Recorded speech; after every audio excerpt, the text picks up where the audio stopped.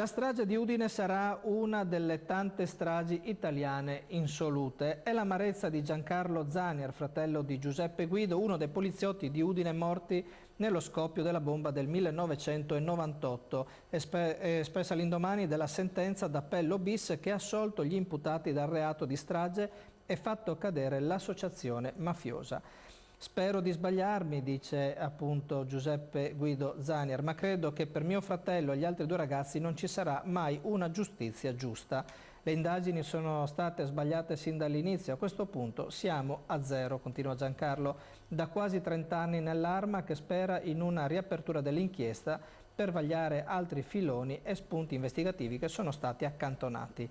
Io e mio fratello, continua, ci siamo arruolati giovanissimi non per un posto di lavoro, ma perché c'era un credo di base all'interno di noi.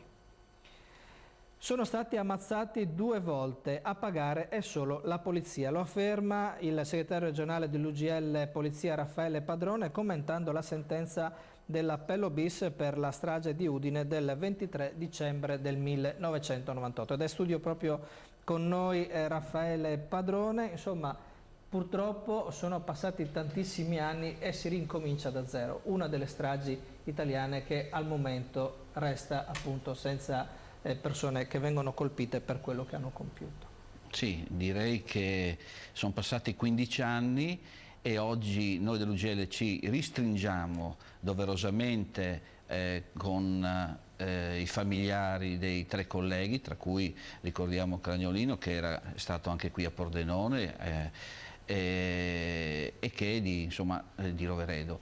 15 anni per arrivare a questa soluzione, gli indagati scagionati, liberi, e per terra ancora 3 uomini delle forze dell'ordine. Io credo che questa giustizia, direttore, lei capisce che sicuramente non è una giustizia che ci fa contenti. Un'altra coltellata alle spalle alle forze dell'ordine. Io credo che i cittadini allora a questo punto si devono veramente chiedere come mai ancora, ma con molta dignità e professionalità, gli uomini delle forze dell'ordine scendono in strada ogni giorno per garantire questa sicurezza. Purtroppo non veniamo ripagati e non veniamo ripagati, lo vediamo anche in questi giorni. A chi ci rimette è sempre qualcuno della polizia, qualche testa a saltare sicuramente qualcuno della polizia, delle forze dell'ordine e mai un politico. Anche qui in questa strage noi siamo tornati indietro di 15 anni, bene, per regalare questo alle forze dell'ordine, neppure 3 indagati, neppure 3 carcerati, chiamateli come volete. Questo ci dà molto fastidio, ci fa rabbrividire e ci dovrebbe far pensare. Ecco, questo è il mio pensiero, che con tutto il cuore deve abbracciare il lutto delle famiglie che non sono state neppure ricordate su alcuni testi, su alcuni giornali, non sono stati neanche fatti i nomi dei colleghi.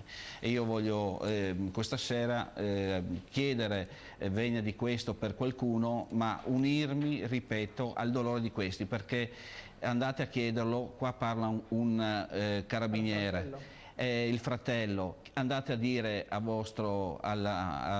genitori di questi 3 che non siamo stati capaci di dare a loro giustizia. Bene, grazie quindi a Raffaele Padrone.